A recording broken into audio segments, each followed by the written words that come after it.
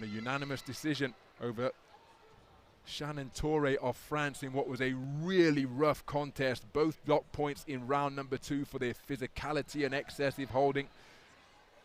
So hopefully the styles here will blend to give something more pleasing than the Morfest that ANFINOGENOVA prevailed in over Shannon Torre of France. Nothing wrong with this woman's commitment, absolutely no doubt about that. Will her style meld with CARINI to give us the boxing display we hope to see in this gold medal bout? So final instructions for both boxers. You can see almost identical in terms of height. We just are moments away from the start of action.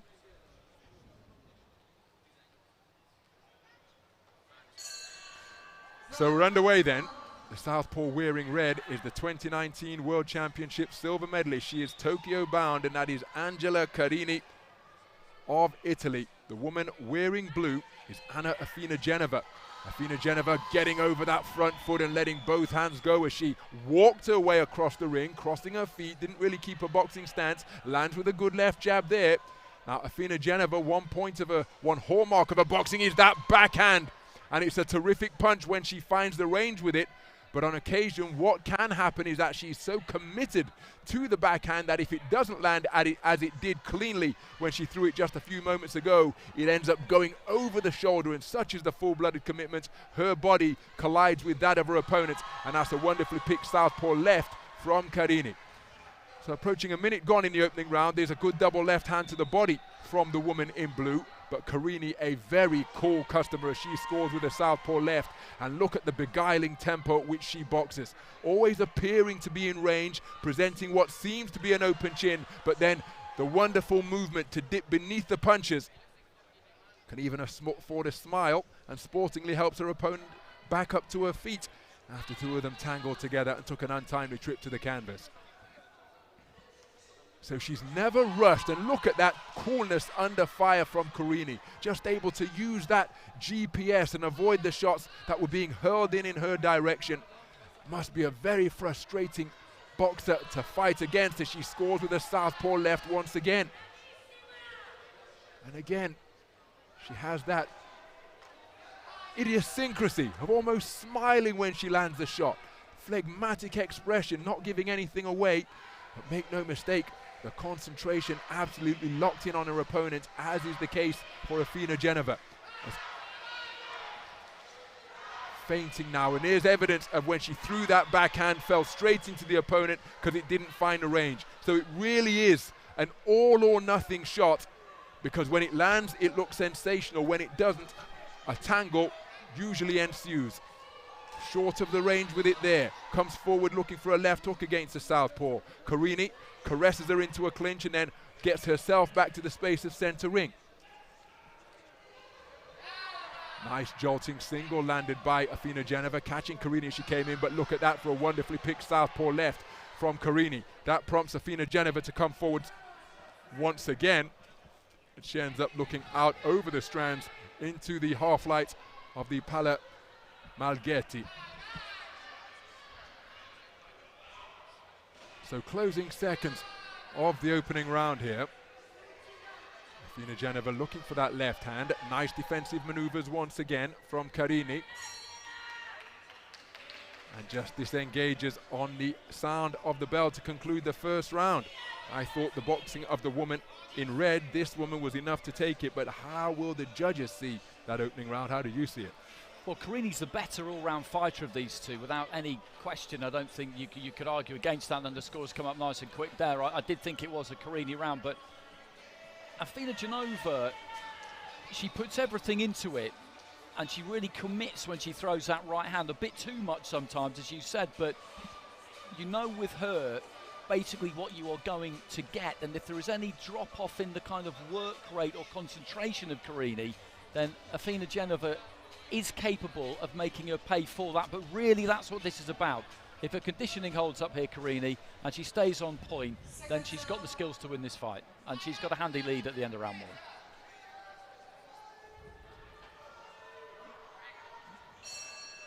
So into the second round then, Judge 3 preferred the work of ANFINOGENOVA after 3 minutes of boxing.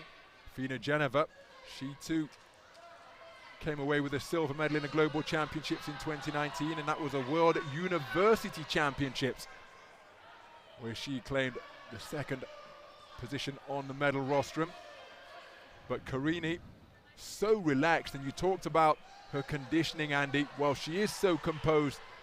Anybody who spent any time in the ring knows that if you're not uptight, which a stage like this could present that opportunity for nervous energy to be expelled and a little bit of tightness to creep into the work, but CARINI so relaxed, and at this type of tempo, she just gives you the impression that she's a boxer. She picks off the advancing woman in blue with a southpaw right, that she can operate at this type of tempo for 20 rounds if necessary.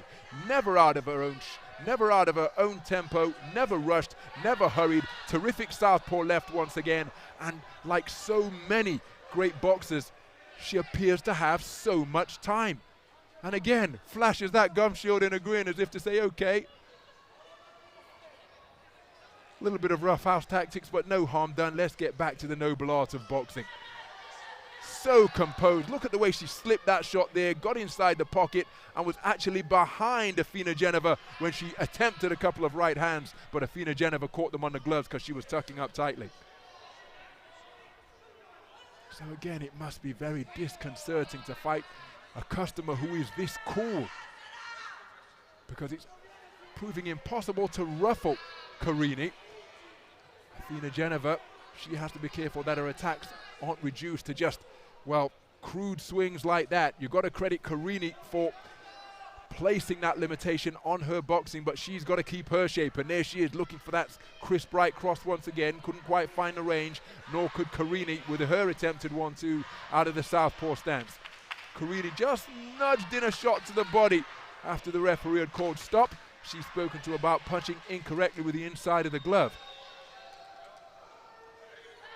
So approaching 2.5 minutes gone in this second round, and there's the full-blooded right cross once again, and it's so committed that she ends up looking in the wrong direction because of a clever defensive maneuver employed by CARINI.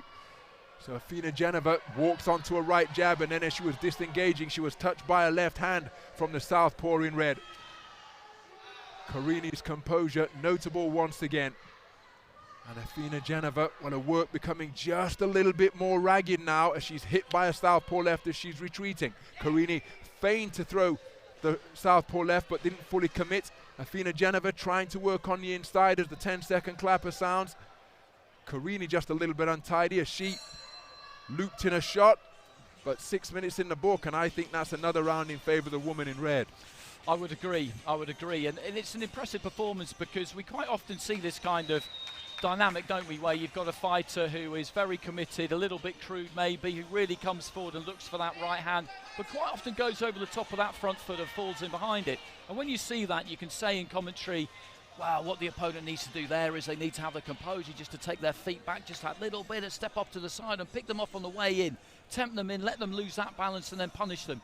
Easy thing to say. You see plenty of fighters struggle to actually do it, and CARINI's done it well. She's done it really, really well. She's caused the Russian to fall short and for the feet to cross and for those mistakes to be made. But it's about that coolness under fire, isn't it? She's got a lot of coolness under fire. So there are the scorecards, and judges 3 and 5 preferring the work of the woman in blue. But she's got a 2-point lead with 3 of the cards there. So there's that solid right cross, and on that occasion it did land from ANFINOGENOVA. That's the best shot in her arsenal, and she scored with it within 10 seconds of the third and final round getting underway. CARINI with a beautiful southpaw left. ANFINOGENOVA just backing up as she shot out the right hand once again, but again missing the target, and so ending up out of position.